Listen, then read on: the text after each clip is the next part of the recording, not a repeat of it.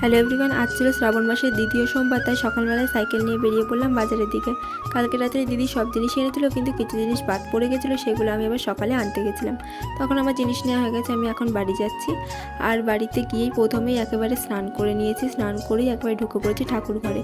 গিয়ে দেখছি সবই গোছানো, কারণ দিদি সবই গুছিয়ে নিয়েছে, আমাকে আর কিছুই করতে লাগেনি। তো তারপরে দিদি শিব ঠাকুরটাকে সুন্দর করে দুধ, দই, ঘি, তারপরে মধু, গঙ্গা জল দিয়ে ভালো করে স্নান করলো। দিদির পরে আবার আমি করলাম। দিয়ে দুজনে মিলে স্নান করিয়ে শিব ঠাকুরটাকে তুলে ভালো করে মুছে একদম সাইডে রেখে দিয়েছিলাম। তো তারপরে থালা বসিয়ে তাতে দিয়েছিলাম হচ্ছে বেলপাতা দিয়ে ঠাকুরের বাটিটাকে বসিয়ে তার মধ্যে ঠাকুরটা বসানো হলো। বসানোর পরে হচ্ছে ঠাকুরের যা যা ফুল ফল লাগে সেগুলো সুন্দর করে সাজানো হলো। সাজিয়ে দিয়ে দিয়েছিল হচ্ছে সাদা তিল।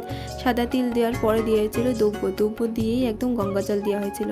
গঙ্গা জল দিয়ে স্নান করিয়েই একেবারে যা ধূপ ধুনো দেখানো সব দেখানো হয়ে গেছে।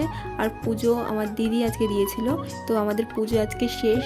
আর ভিডিওটা ভালো লাগলে অবশ্যই লাইক, কমেন্ট, শেয়ার, চ্যানেলটা সাবস্ক্রাইব করে দিও। আর জানো তো, প্রত্যেকটা তো বাড়িতেই দিচ্ছি, ভাবছিলাম যে এর পরেরটা অন্য জায়গায় দেবো। টাটা।